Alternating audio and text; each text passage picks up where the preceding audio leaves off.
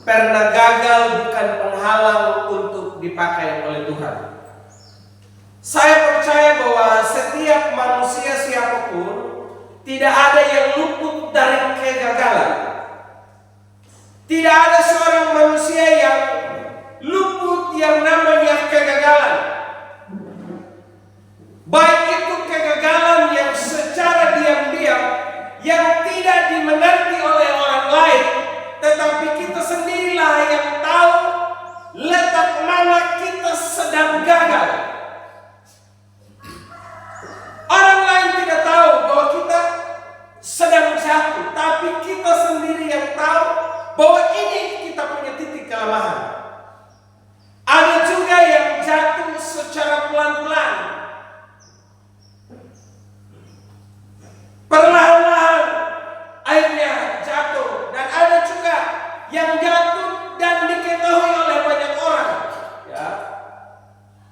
Saat dia buat sesuatu, itu berdampak dan dimengerti oleh banyak orang. Kegagalan ini seringkali menjadi alat iblis untuk membisikkan kalimat-kalimat yang makin hari membuat kita semakin tertinggal. Saat kita jatuh, iblis akan bilang begini sama kita. Ya, sekarang kamu bilang kamu adalah anak Tuhan, tapi buktinya sekarang kamu sudah jatuh. Kamu menjadi orang yang sudah tidak layak lagi, orang yang sudah tidak pantas lagi, orang yang sudah tidak disayangi oleh Tuhan. Kamu bilang mau bangkit, tapi sudah terlambat. Lebih baik kamu menyerah saja. Kamu memang sudah berusaha banyak selama ini, tapi segala perjuangan yang kamu lakukan ternyata itu tidak kunjung membuat kamu berhasil. Kamu bangkit, kamu gagal, kamu bangkit, kamu gagal lagi. Ya, lebih baik kamu menyerah saja.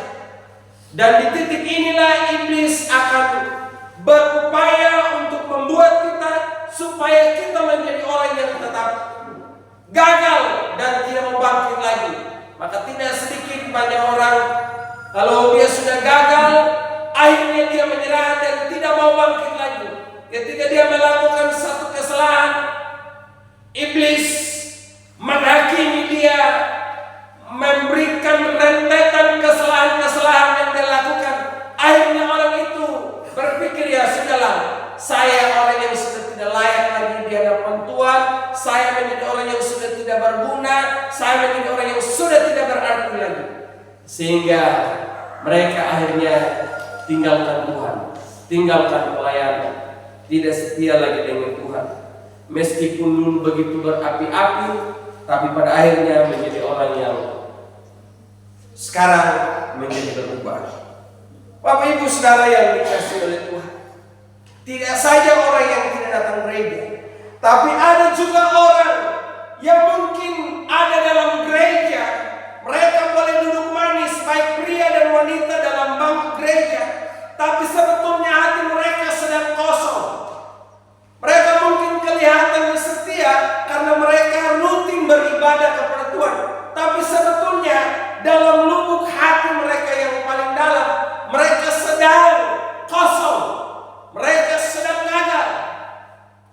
Walaupun mereka mendengar firman Tuhan, tapi hati mereka sebetulnya berpikir bahwa saya sebetulnya gagal. Hari ini kita belajar dari salah seorang tokoh, yaitu Rasul Petrus. Rasul Petrus kalau kita lihat dalam Alkitab merupakan murid inti dari Tuhan Yesus. Bahkan dia juga disebut sebagai pemimpin para rasul. Dia adalah orang yang begitu berapi-api. Rasul Petrus adalah orang yang belak-belakan, ya, orang pemberani. Ada begitu banyak peristiwa dalam Alkitab yang kita saksikan bagaimana Petrus begitu berapi-api dengan Tuhan. Bahkan orang yang katakan, engkau adalah Mesias, anak Allah yang hidup, yang dari mulutnya sendiri mengakui Yesus adalah anak Allah, tapi ternyata dia juga adalah orang yang gagal. Tapi berita baiknya bagi kita sekalian adalah bahwa setiap orang yang gagal selalu ada kesempatan untuk kembali kepada Tuhan. Masih ada kasih karunia bagi mereka. Jadi kalau hari ini saudara berada di titik ini, jangan pernah menyerah dan berpikir engkau dan saya sudah tidak pantas lagi di hadapan Tuhan. Tapi ada kesempatan untuk kita bisa kembali kepada Tuhan. Mari sama-sama kita baca firman Tuhan dalam Injil Matius pasal 26 ayat 33 sampai ayatnya yang ke-35.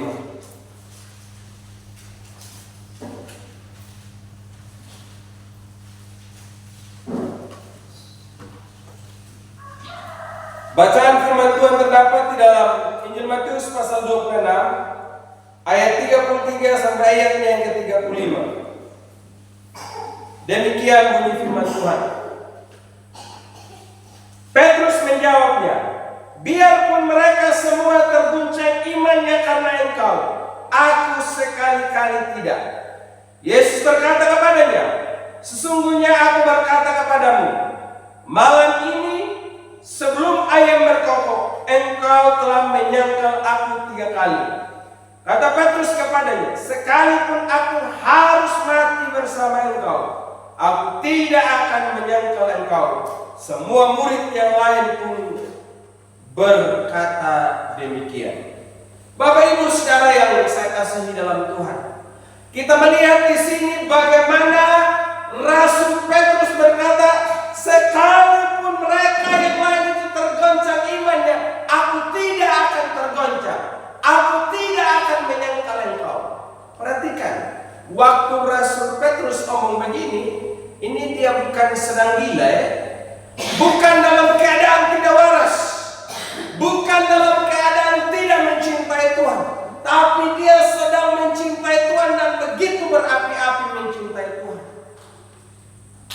Tapi ternyata apa yang terjadi?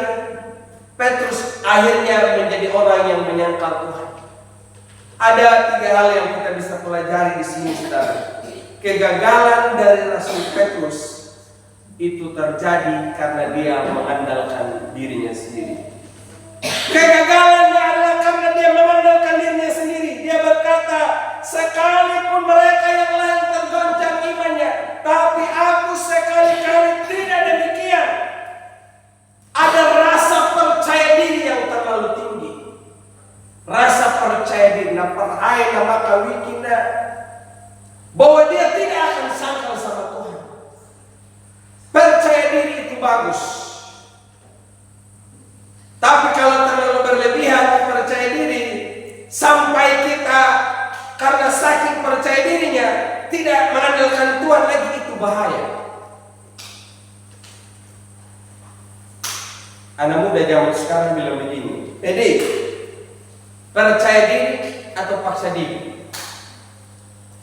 Percaya diri yang dimiliki oleh Rasul Petrus ini adalah percaya diri karena dia berpikir, buktinya selama ini dalam pengiringan saya akan Tuhan, saya ini adalah orang yang begitu setia, begitu berapi-api, begitu bersemangat, seorang pemberani. Tidak mungkinlah saya sangkal sama Tuhan. Tapi apa yang terjadi? Rasul Petrus menjadi orang yang gagal. Tidak diperhadapkan dengan tentara Romawi, tapi hanya dengan seorang hamba perempuan yang bilang begini sama dia, engkau juga adalah salah seorang dari antara mereka, yaitu pengikut-pengikut Yesus. Aku juga pernah melihat engkau bersama-sama dengan Yesus. Di saat itulah Petrus berkata, aku tidak mengenal Yesus. Yang berikut, saudara, mengapa Rasul Petrus bisa gagal? Selain dia rasa percaya diri, dia adalah orang yang tidak berjaga-jaga. Tidak berjaga-jaga. Kalau kita percaya diri bagus, tapi ingat perlu berhati-hati, harus waspada. Kegagalan bisa terjadi kapan saja, di mana saja, saudara. Sekali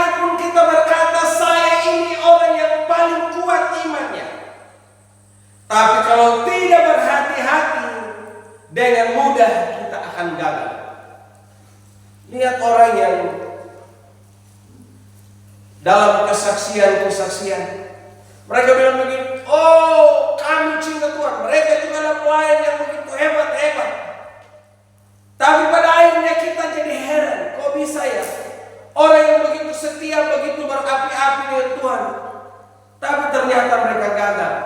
Salah seorang pendeta terkenal di Amerika, saudara, dia itu pelayanan keliling di mana-mana, termasuk di Indonesia. Dia pernah datang. Oleh karena Tuhan pakai dia secara luar biasa, itu sapu tangannya dia bilang bagi dia, ini angkat begini saja orang itu bisa sembuh, saudara.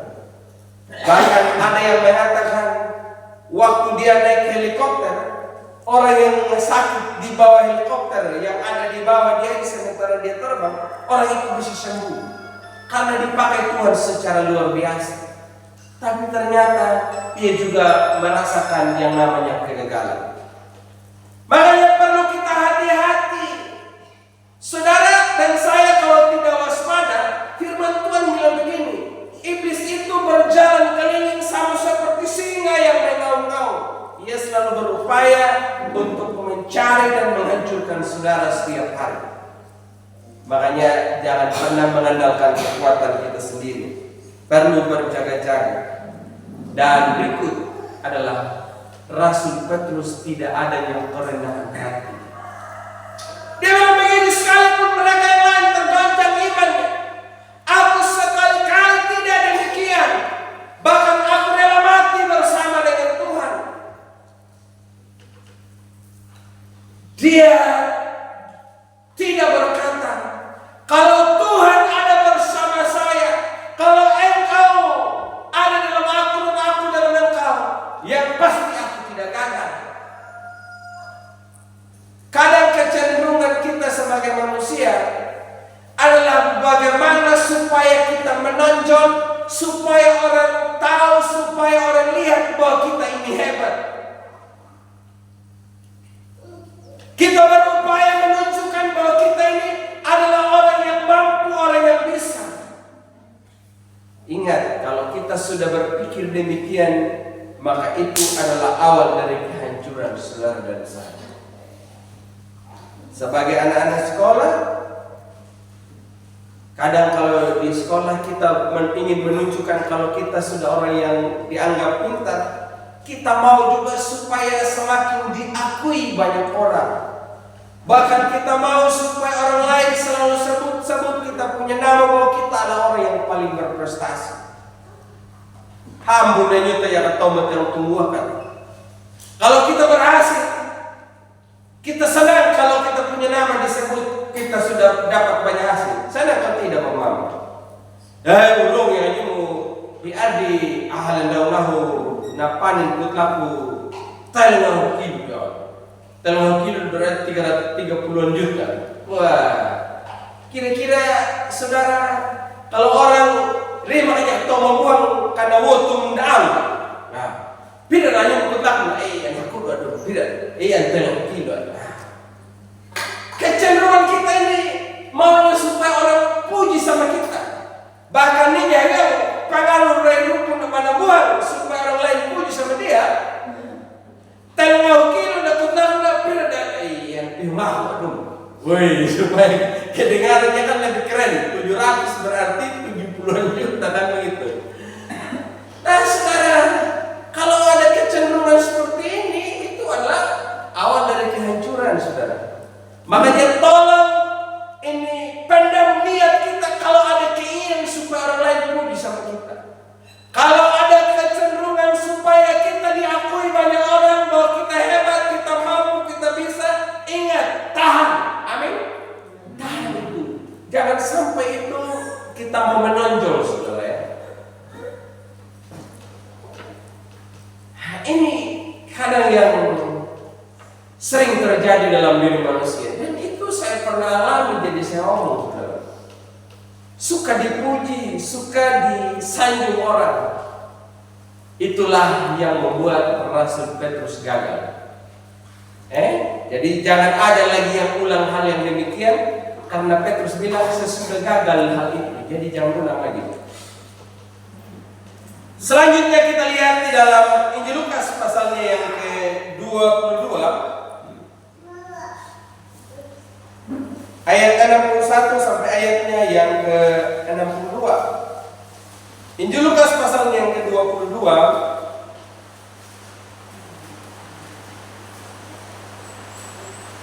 ayat 61 sampai ayat yang ke-62. Demikian bunyi firman Tuhan. Lalu berpalinglah Tuhan dan memandang Petrus. Teringatlah Petrus bahwa Tuhan telah berkata kepadanya, sebelum ayam berkokok pada hari ini, engkau telah 3 kali menyangkal aku. Ia pun pergi keluar dan menangis dengan sedihnya.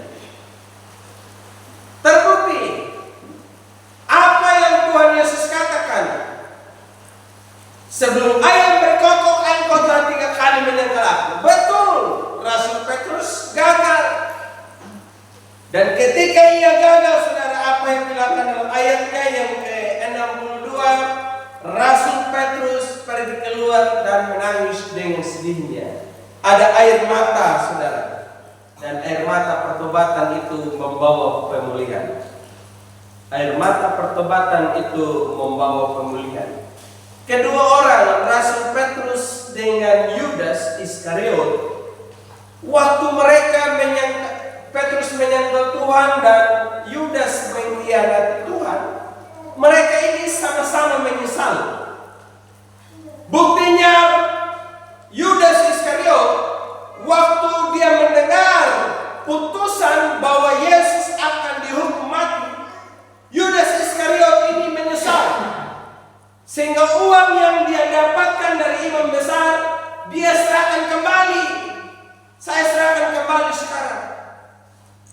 Dan uang itu diambil kembali dan pakai beli tanah, dan tanah itu sebagai tempat pemakaman orang-orang yang bukan orang Yahudi, sebagai tempat pemakaman orang asing. Waktu Yudas serahkan, saya serahkan kembali uang ini, itu ada penyesalan. Saya tidak sampai hati guruku itu harus disalibkan seperti ini, tapi ternyata putusannya sampai disalibkan. Ada rasa penyesalan. Tapi waktu dia menyesal, Yudas Iskariot bukannya kembali bertobat sama Tuhan, tetapi dia pergi mengambil tali, lalu pergi menggantung. Dia gantung diri. Ada keputusannya sendiri. Nah, jadi akan uang kedua. Waktu dia berpikir saya sudah gagal, saya sudah jual guru saya, akhirnya dia punya penyesalan. Dan dalam penyesalan itu dia ambil keputusannya sendiri. Dia pergi gantung diri. Yang bukan tahu ya, waktu dia merasa dirinya gagal, dia tinggalkan Tuhan. Nah, ingat saja, saya berharap orang yang kasih tinggal sama Tuhan, yang sudah tidak setia dengan Tuhan, ya, supaya jangan seperti Yudas Iskariot. Artinya, waktu dia sadar dia sudah bersalah, jangan sampai pada akhirnya dia ambil keputusan yang semakin salah lagi. Karena tidak menutup kemungkinan, kalau sudah tidak ada kebenaran, kalau firman sudah tidak hidup lagi dalam diri kita, saat kita menghadapi jalan buntu, bisa saja orang itu mengambil jalan pintas. Jadi kalau kita pikir dia orang Kristen, tapi dia kasih mati orang, dia bisa minum racun, gantung diri, buang diri, dan lain sebagainya. Tapi Rasul Petrus yang dilakukan adalah saat dia sadar dia salah, dia pergi menangis. Yesus lihat sama dia. Waktu ayam berkokok, dia lihat tatapan Yesus yang mengarah pada Rasul Petrus, membuat Petrus menjadi orang yang malu. Oh Tuhan,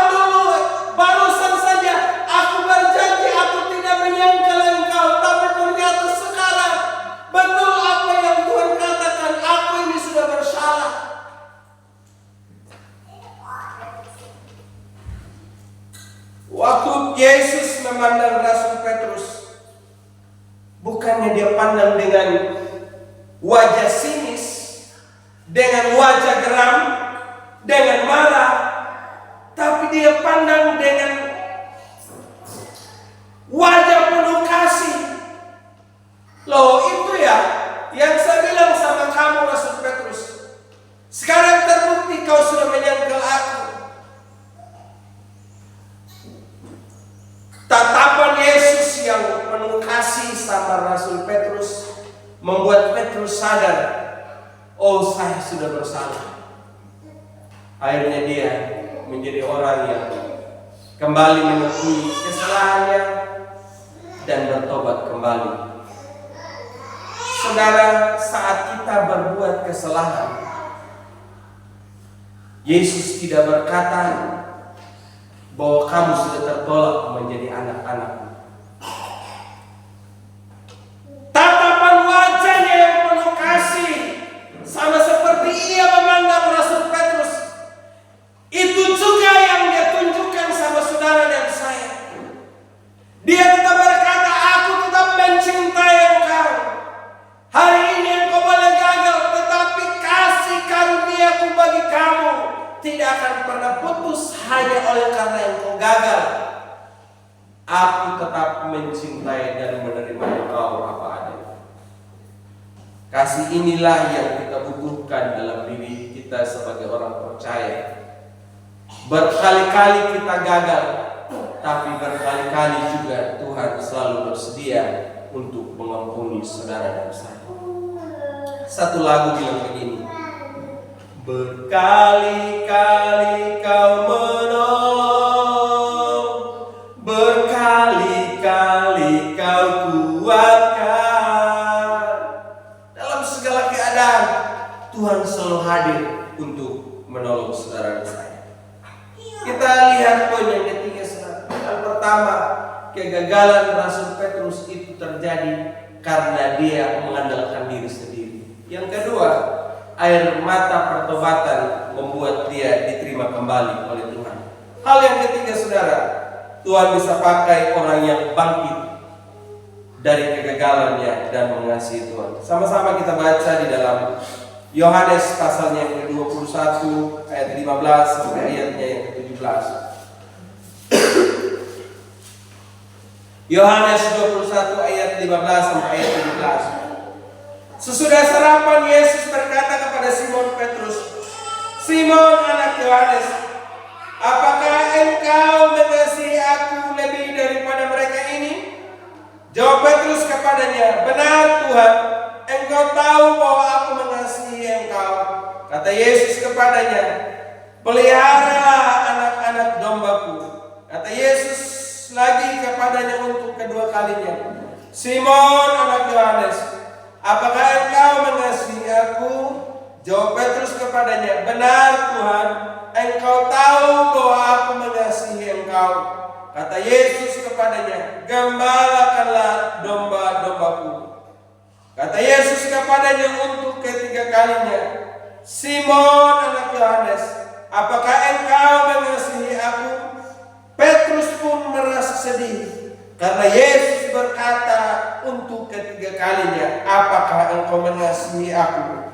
Dan ia berkata kepadanya, Tuhan, engkau tahu segala sesuatu, engkau tahu bahwa aku mengasihi engkau. Kata Yesus kepadanya, peliharalah domba-dombaku. Saudara, waktu Yesus disalibkan, sebelum Yesus menampakkan diri, Rasul Petrus sudah menyesal tadi, amin. Sudah menyesal, Tuhan, aku sudah buat kesalahan ini. Tapi sesudah dia menyesal, Yesus sudah mati, dia belum menampakkan diri. Apa yang dilakukan oleh Rasul Petrus? Rasul Petrus kembali pada hidup yang lama. Sebagai apa? Nela. Dia kembali ke Danau Galilea untuk menebarkan jalannya dan menangkap ikan. Sudah bertobat, sudah menyesal, tapi sekarang kembali lagi pada hidupnya yang seperti semula.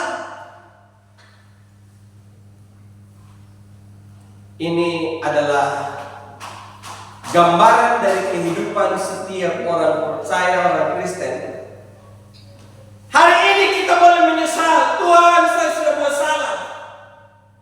Tapi keluar dari gereja sebentar atau besok hari Senin sampai Sabtu kita kembali pada hidup kita yang lama.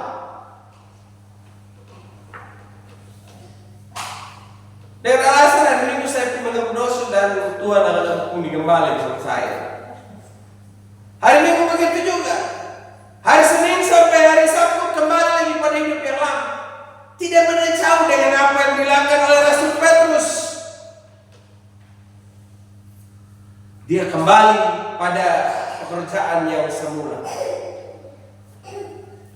Ketika kalau kita baca dalam Injil, kitab Injil, waktu Tuhan Yesus menampakkan dirinya, dia berjumpa sama Rasul Petrus dan kawan-kawan dan bilang begini, apakah ada ikan juga kamu kasih juga buat saya? Saat dia berjumpa dengan Rasul Petrus, Tuhan Yesus tidak bilang begini, Petrus, kau ini murid yang paling kurang ajar ya.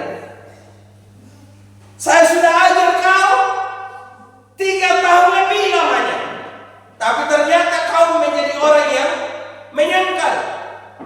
Kau juga bilang begini, aku tidak akan menyangkal bahkan dalam hati bersama Tuhan. Tapi buktinya mana?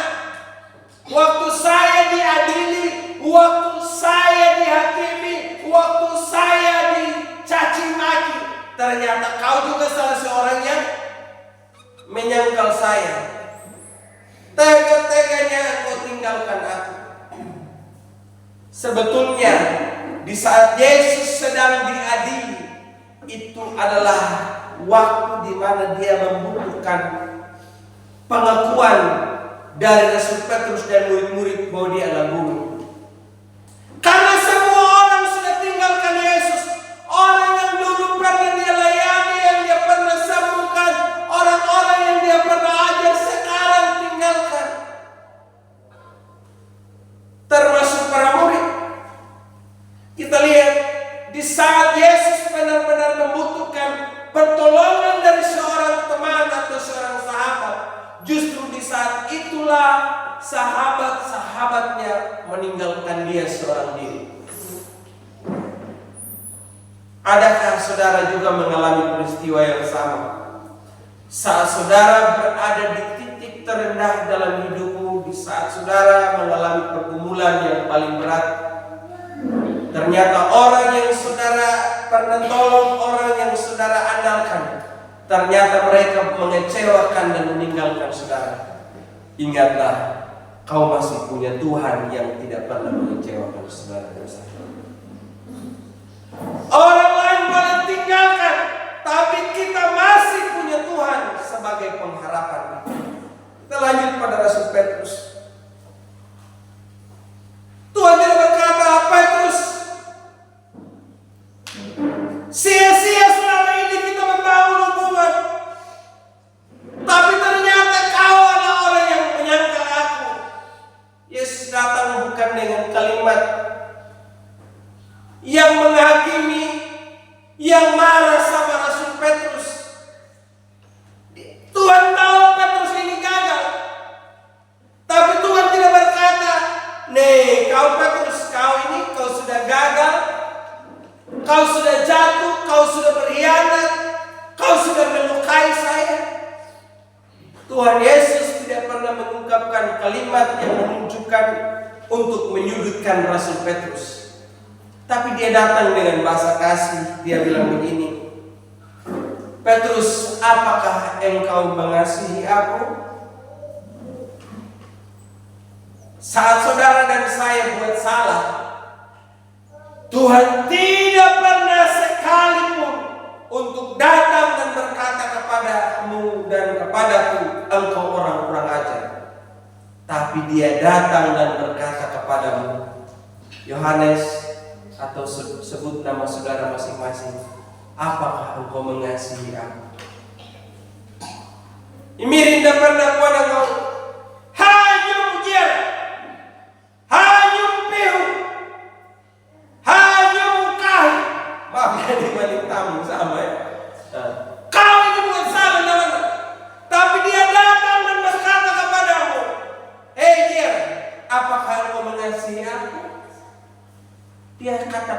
apakah engkau mengasihi aku?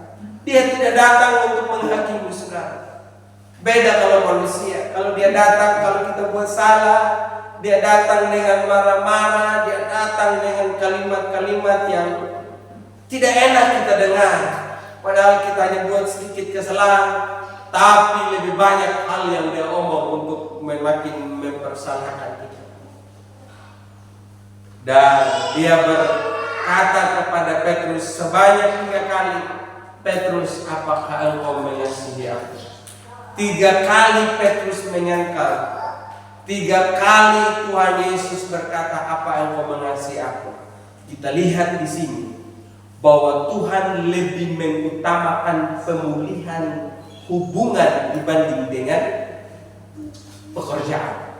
Yang pertama, Tuhan Yesus datang dan berkata kepada Petrus, apakah engkau mengasihi aku? Ini artinya ada pemulihan hubungan antara Rasul Petrus dengan Tuhan Yesus. Dan setelah dia melakukan pemulihan dalam hubungan, dalam relasi dengan Rasul Petrus, barulah dia berkata, gembalakanlah domba-domba. Tuhan tidak melihat prestasi yang kau lakukan sebagai seorang pemimpin atau sebagai seorang pelayan atau seorang pekerja yang hebat. Tapi kalau engkau tidak punya relasi yang baik dengan Tuhan, semuanya sia-sia. Tuhan lebih utamakan hubungan, amin, dibanding dengan sebuah pelayanan yang spektakuler yang begitu hebat. Waktu saya renungkan firman Tuhan ini, saudara, saya teringat bahwa kebenaran inilah yang membuat saya pertama kali untuk bisa bertobat. Dulu saya tidak pernah tahu yang namanya gereja, hidup dalam berbagai kesalahan. Tapi waktu saya baca firman Tuhan di dalam Injil Yohanes pasal 21 ayat 15 sampai ayat yang ke-18, di situ saya tiba-tiba langsung menangis. Dan itulah titik awal di mana saya berbalik kepada Tuhan dan pada akhirnya saya bisa menjadi hamba Tuhan. Tuhan, saudara, mungkin kita berpikir, saya ini sudah banyak berhasil melayani orang. Saya sudah banyak berkorban buat Tuhan. Bagus kita lakukan semuanya itu. Tapi kita kembali melihat apa yang dilakukan Yesus dengan Rasul Petrus. Pemulihan hubungan lebih utama dibanding dengan pelayanan yang lebih besar. Jadi jangan berpikir saudara banyak berkorban buat Tuhan, tapi kalau saudara tidak cinta sama Tuhan, semuanya itu akan sia-sia. Karena yang Tuhan mau adalah bagaimana kita punya hubungan yang baik dengan Dia. Hari ini saudara, kita mungkin berpikir saya sudah menjadi orang yang terlalu gagal dalam hidup ini. Saya sudah menjadi orang Kristen sekian lamanya, tapi saya selalu gagal. Aku berada di titik aku sudah menyerah.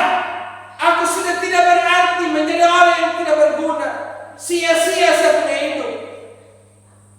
Ingat saudara, Tuhan Yesus katakan, apakah engkau mengasihi aku? Dan kalau jawaban, ya Tuhan, aku mengasihi engkau, hari ini Tuhan berkata, bangkitlah dan kembalilah kepadamu. Kalimat yang sama yang diucapkan dalam Injil Yohanes dalam Injil Matius pasal 11.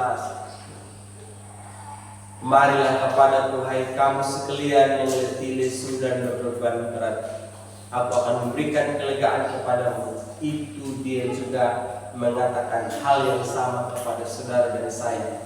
Kalau sekiranya hari ini engkau mendengar suara, jika hari ini engkau mendengar suaranya, marilah kepadaku, maka jangan engkau keraskan hatimu. Tapi biarlah kita kembali dan berkata kepada Tuhan, Tuhan, aku sudah gagal, aku sudah rusak, aku sudah hancur, aku sudah mengecewakan Tuhan dan sesamaku. Tapi aku bersyukur karena masih ada kesempatan bagiku, masih ada kasih karunia yang kau berikan kepadaku. Dan hari ini Tuhan, ini aku ada di hadapan, aku kembali Tuhan, aku rindu agar engkau tinggal dalam aku dan aku di dalam engkau. Jangan engkau selalu melihat masa lalu yang kelam. Jangan engkau melihat betapa kelamnya hidupmu yang engkau lalui. Tapi siapa engkau hari ini yang mau kembali kepada Tuhan, itu yang Tuhan minta. Hidup kita boleh rusak di masa lalu, tapi kalau hari ini engkau bersedia memperbaikinya, Tuhan berkata, aku siap memakai engkau untuk hal yang besar. Rasul Petrus, ketika dia sudah dipulihkan oleh Tuhan, akhirnya dia menjadi seorang hamba Tuhan yang begitu berani. Kalau dulunya dia takut untuk berkata mengakui Yesus adalah gurunya, sekarang dia berkata kepada ribuan orang, oh kamu harus bertobat dan kembali kepada Allah. Sehingga waktu dia berkhotbah, sekali berkhotbah 3.000 orang langsung bertobat. Rasul Petrus juga menjadi seorang pemimpin utama yang begitu dihargai di Yerusalem, bahkan sampai pada bangsa-bangsa lain. Dulunya Petrus takut mati, tapi ternyata akhirnya Rasul Petrus di akhir hidupnya, waktu dia disalibkan, dia berkata begini, kalau Yesus disalibkan dengan kepala di atas, kaki di bawah, aku tidak layak untuk disalibkan seperti demikian. Biarlah kepala saya di bawah dan kaki saya di atas, karena aku ini hanyalah seorang hamba. Aku tidak pantas untuk dihukum seperti raja saya. Orang yang pernah gagal, orang yang pernah kecewakan Tuhan, tapi ketika dia bangkit sekarang menjadi orang yang begitu berapi-api. Saya berdoa supaya saudara dan saya begitu juga. Kita boleh gagal di masa lalu, tapi biar hari ini kita bangkit dan kembali berapi-api dengan Tuhan. Kita menjadi orang yang tetap setia dengan Tuhan sampai Tuhan kembali menjemput saudara dan saya. Jangan pernah mengecewakan Tuhan, karena Tuhan tidak pernah mengecewakan saudara dan saya. Kita boleh gagal di masa lalu, tapi kita masih punya pengharapan di masa akan datang.